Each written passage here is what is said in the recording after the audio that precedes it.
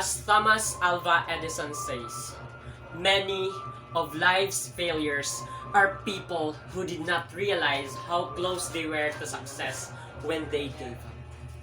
My due respect to our ever active and gorgeous Jack 102 instructor, Miss Glebros GM Mercado, to my dear classmates, and to each one of you, yes, you who is watching this video of mine, a blissful day to each and every one of us. It's been a tough, yet full of joy year, isn't it? Let me ask you something. How are you right now? How's life? Are you still okay? Are you happy? Are you happy with what you've done through this year? Definitely, you are wondering why I am asking these several questions. Stress, anxiety, and depression has been a great problem that each one of us had experienced. In fact, it has brought a great impact to our well-being. Now, the question is, how could we cope up with these problems? How could we deal with these suicide-leading problems? Let me share you a story of a boy I've met this year. I've met him for a long time, and I knew his story. And that story is not new to me. So here is his recent story about what he experienced in this year 2021. This year have been a roller coaster adventure according to him. Then I asked him, why do you say so? And he told me what he experienced this whole long year. According to him, there were various events in his life that seemed so unexpected, full of sadness and happiness at the same time. During the first few months of this year, it was filled with happiness. He found new friends, new environment, and renewed mind. It seemed to be a new start of him to make more developments of life. Though there were more stressing academic activities and events he faced, given that he was a senior high school graduating student that time, but he was able to conquer it. Alas, he passed the subjects and gained good grades. But that happiness was suddenly changed with sadness and frustrations. Amidst the middle of the year, his mother got a bad health condition and was rushed to the hospital the day before his 18th birthday came. That time, he seemed to be so confused and filled with full of stress and sadness, and he didn't know what to do. But then, he realized he must think positively and keep smiling for her mother's recovery.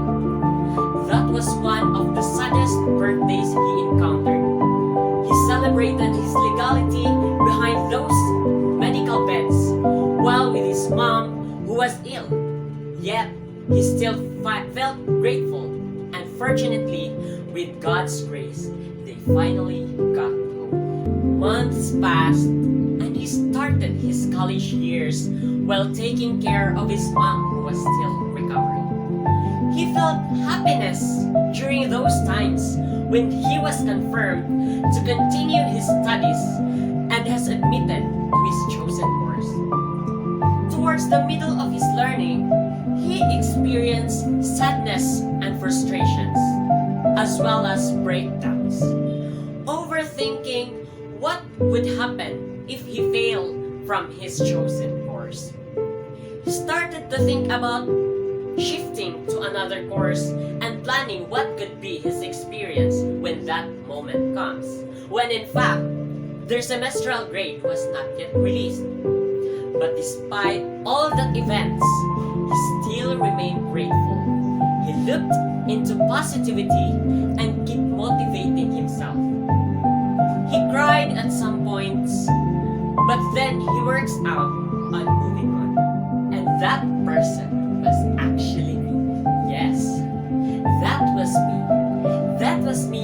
experienced different events on this year. Both happiness, loneliness, gratefulness, and all other emotions had appeared. Why I am sharing you my story? Because I wanted to tell you that despite everything we are facing or experiencing, we must not be afraid to stand up again. We are living in this modern world where temptations, judgments, and all other things can be experienced by each one of us. Added with this pandemic that also gave us doubts and limitations on our movements. But I just wanted you to know that you are not alone. Me too. Others too. As same goes with you, also experience these various challenges of life. But don't think that you're not worth it. Don't think that you can't do it. Think of the positive side of yours. Tell yourself, this is me. This is me, no matter what imperfections I have. This is me. I must stand no matter what redirections I face, no matter what obstacles I may encounter. This is me. That you can transform your breakdowns into breakthroughs. You can rise up and soar higher. Just keep going. You may fail 6 times or more, but you can stand up and try on the 7th time, and eventually you can achieve what you wanted to be. This would lead you to inspire others, to motivate others, and to lift up others. Above all, thank God for what He has done in your life. His plans are perfect. He may let us experience sadness and tough problems, but it has a reason and would serve as a lesson to make you stronger than ever and become the best version of yourself. Before I end this speech, let me remind you of this. Validate your emotions. Face your problems. Change your mindset. Let your negativities out and stand up for a better you. At the end of the day, you would then realize what life tells and defines us. It's okay to be not okay when we know that we can go through our problems and look for a brighter side. It needs validation of emotions, of course, but it is not okay to be not okay when we let our problems and breakdowns to broke and drown us down. Everything happens for a reason. Just keep trying, doing, and believing in yourself. This is Anton Villasco, your advocate for well-being. Thank you, and may God bless us.